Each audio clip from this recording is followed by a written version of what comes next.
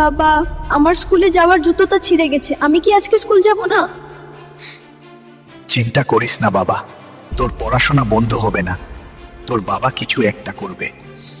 আজ কাজ না পেলে আমাদের খাবারও হবে না, কিন্তু ছেলের স্বপ্ন ভাঙতে দেব না। কন্ট্রাক্টর সাহেব, আমি কাজ করতে চাই, যে কোনো কাজ। কাজ আছে, কিন্তু এই কাজটা খুব কষ্টের। সারা দিন বোঝা তুলতে হবে, পারবি? কষ্ট করে হলেও যদি আমার ছেলের স্বপ্ন পূরণ হয় আমি রাজি। আমি পারবো, ছেলের জন্য আমাকে পারতেই হবে। এই নাও তোমার আজকের দিনের কাজের মজুরি। এবার ছেলের জন্য আমাকে জুতো আর বই কিনেন কন্ট্রাক্টর সাহেব। বাবা, আমার নতুন জুতো।